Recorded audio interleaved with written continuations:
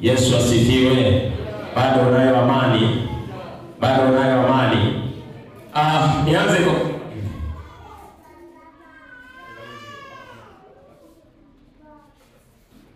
Nianze kwa kusema hivi kwamba hivyo vyote toka tumeokoka hatukupaswa kuwa hapa tulipo. Kuna hali ambayo uko nayo, au kuna hali ambayo niko nayo kila nikiangalia ninaichukia, ila bado ni changamoto kutoka, bado ni shida kutoka, bado ni shida kuvuka. Yesu asifiwe. Nini ambacho kimesababisha niende kwa sehemu ambayo sipaswa kuwepo? Nini ambacho kimepelekea niendelee kukaa eneo ambalo sikupaswa kukaa? Nini ambacho kimepelekea niendelea kuwa mtu wa maisha ya mwaka kwa mwaka? Kinachoongezeka ni umri, lakini mabadiliko ya kiutumishi, mabadiliko ya kiuchumi, mabadiliko ya kimahusiano, mabadiliko ya kindoa, mabadiliko ya kimaisha binafsi yamekuwa ni changamoto kwa. Bwana asifiwe. Haleluya. Ni kitu ambacho hakuna mtu anakisherehekea. Yamkini tumesikia njia nyingi za namna gani tunaweza tukavuka hapo, lakini kuna namna ambayo bado hatujaifanya, ambayo ingepelekea tutoke tulipo twende sehemu nyingine. Yesu asifiwe. Si tunajua Mungu hajatuumba ili atutese? Si tunajua hivyo? Mungu kuna mpango ambao ameweka kwa kila mtu aliyemwamini. Wewe ambaye umemwamini Kristo kwenye maisha yako, haujamwamini ili uteseke, haujamwamini ili uendelee kuwa mtu wa machozi na machungu na maumivu yasiyoelezeka. Kuna kitu Mungu ameweka kwako, hajakuokoa ili uje ukae usubiri wakati wa kuondoka duniani. Yesu asifiwe. Hebu tuangalie kile kitabu cha Matendo ya Mitume sura 17 na mstari wa 5 na wa 6. Matendo ya Mitume sura ya 17 mstari wa 5 na ule mstari wa 6.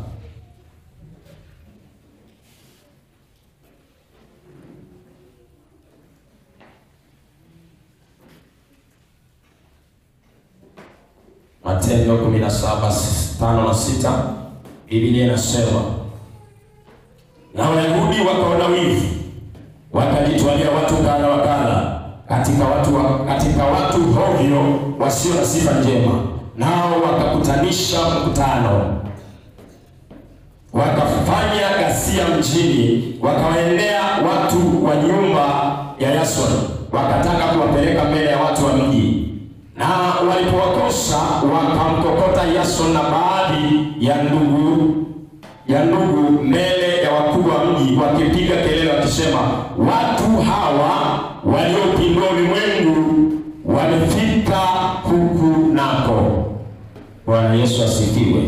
Watu hawa waliopindua ulimwengu wamefika huku nako. Mwambie mwenzio, watu hawa waliopindua ulimwengu wamefika huku nako.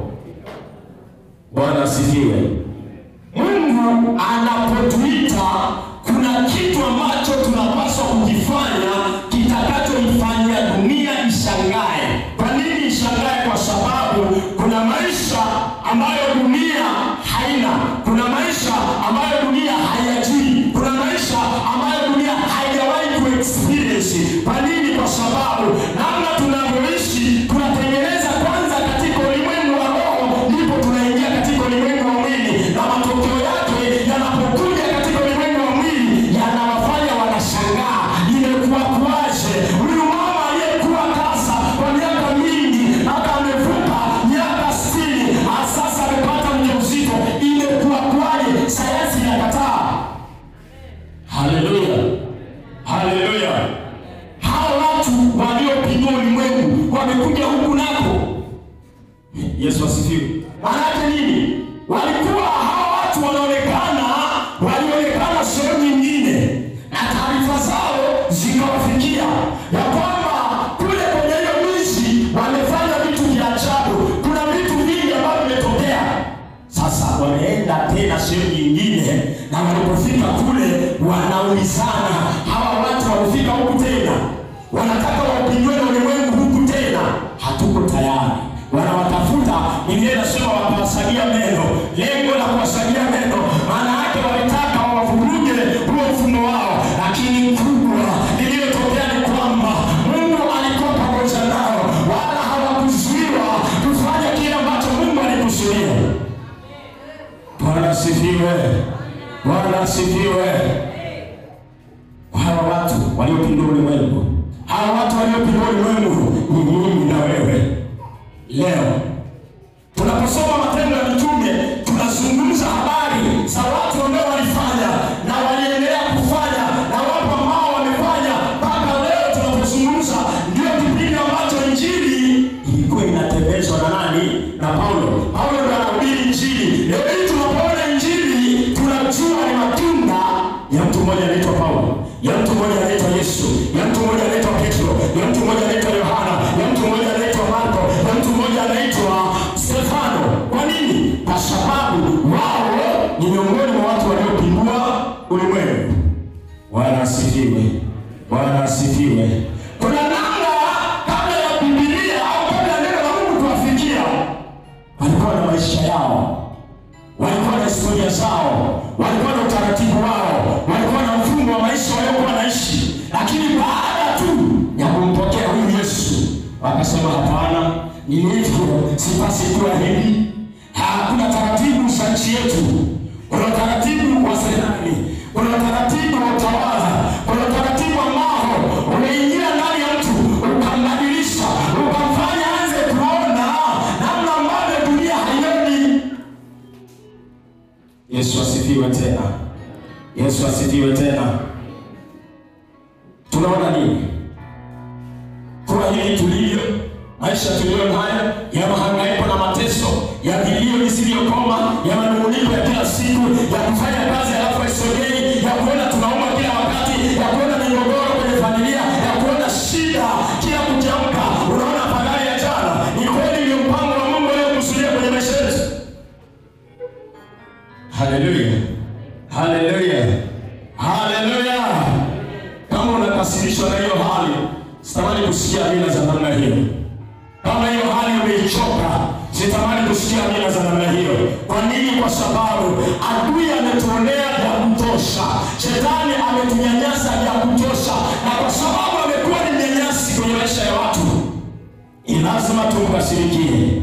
Ni lazima tujue kile ambacho Mungu ameweka ndani ya mtu mmoja. Kuna kitu Bwana ameweka kwako ambacho mimi sikijui. Yamkini ni nabii mtu mkubwa kabisa kwenye nchi hii, yamkini ni apostol, yamkini ni mwalimu wa neno la Mungu, yamkini ni mfanyabiashara mkubwa, yamkini ni waziri, yamkini ni mtu mkubwa kwenye nchi hii, lakini ambacho kimekuzuia ni kwa sababu ulipo haupasi kuwepo hapo. Mpaka utakapoamua utoke ambapo ulipo, uchukue hatua, useme inatosha. Haya maisha ya mateso, ya mahangaiko, ya shida, ya raha na kila aina ya uchafu inatosha. Bwana asifiwe. Haleluya. Haleluya. Unajua wamama walio kwenda leo watanielewa mfano. Amina. Si ndio ndio mfano. Muda wa kujifungua ukifika, hata kama mtoto bado anapenda kukaa tumboni, mama anamlazimisha atoke. Amina. Si ni kweli? Ndio maana kuna kitu kinaitwa nini? Uchungu. Ule uchungu ndio huo unamfanya mtoto na yule mama waanze kuambiana, aisee, kukaa kwenye tumbo langu inatosha. Uje sasa wewe duniani uone dunia ilivyo, na nikuone nini mama yako unafananaje. Yesu asifiwe tena. Yesu asifiwe tena. Duniani hatuna likizo.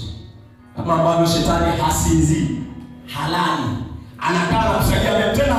Wewe ni adui mkubwa wa shetani, sio kama tunajua hilo. Bwana asifiwe.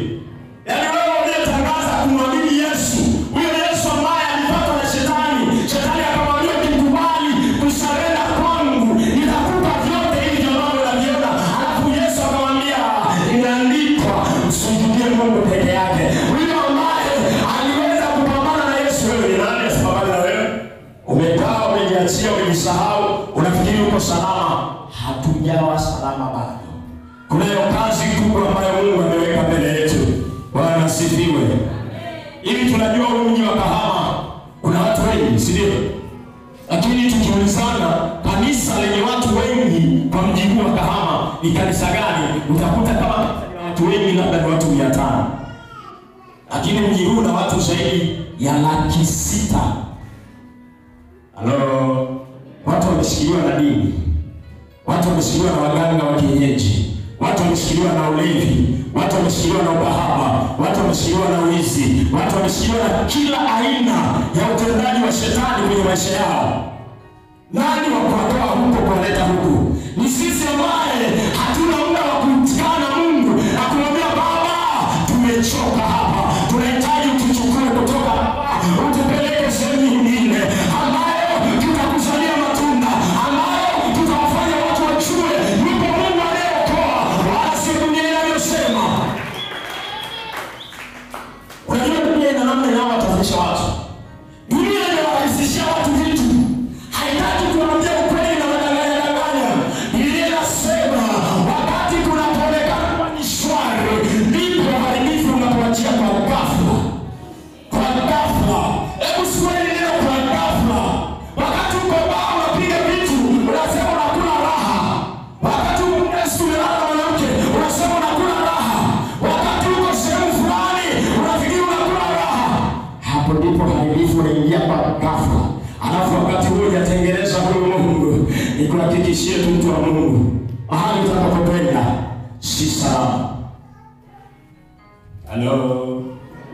Halo. Bado unanipenda na umenikasirikia. Bwana asifiwe. Bwana asifiwe sana. Unajua lazima wakati ufike ambapo tutapata hasira. Na sio ile hasira ya baba anasema hasira ya mlenda. Ile hasira ambayo ukilala ukikumbuka kuna deni ambalo Mungu anataka ulilipe. Kuna gharama, kuna uwekezaji wa Mungu ndani yako.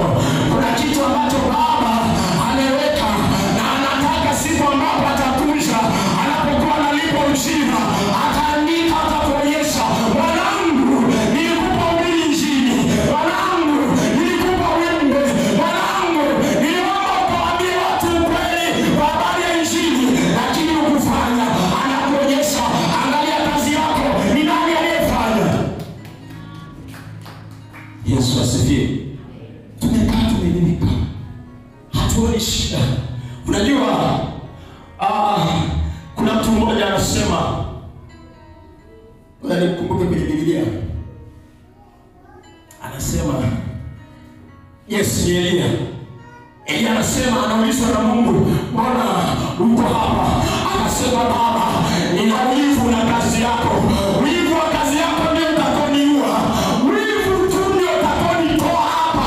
Kwa nini? Bado ninaona watu wanafanya dhambi. Bado ninaona watu wanasimama kwenye kila watu wanataka wasimame. Bado siona watu wanakujua wewe kwa namna ambavyo ninataka wakujue. Muda wangu ninaona ni mchache. Nitafanya nini watu wakujue zaidi?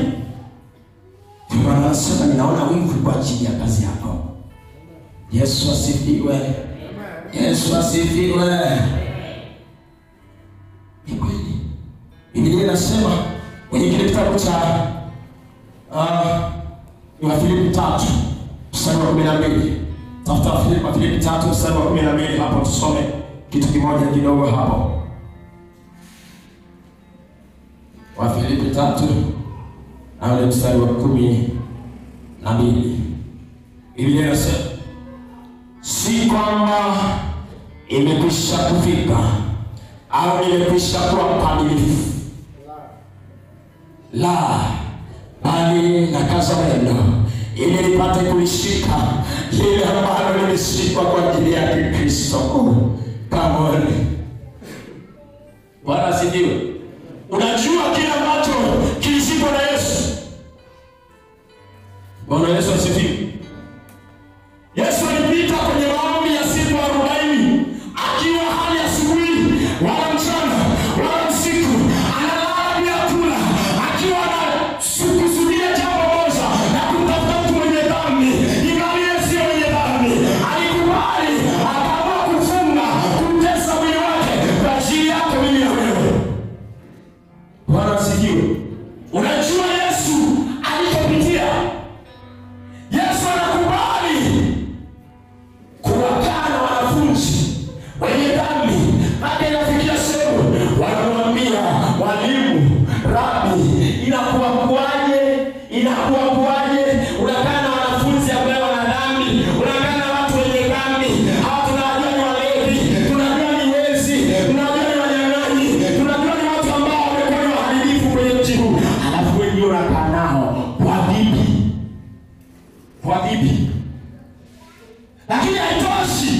Huyo Yesu ambaye tunazungumza habari zake leo, tunashangilia ushindi, tunashangilia ushindi wa salama, ya kwamba alitufia, ya kwamba alichukua dhambi zetu, ni ambaye alienda akapanda msalabani, akasema yote imekwisha, akasema yote imekwisha. Imekwishaje? Alichukua dhambi zetu naye akataka. Ndio maana Paulo anasema si kwamba nimekwisha kufika, bali ninakaza mwendo ili nipate kulishika lile ambalo limeshikwa na Kristo. Wewe umeteswa na jambo gani tu? Ni kipi ambacho kimekuchukulia muda wako?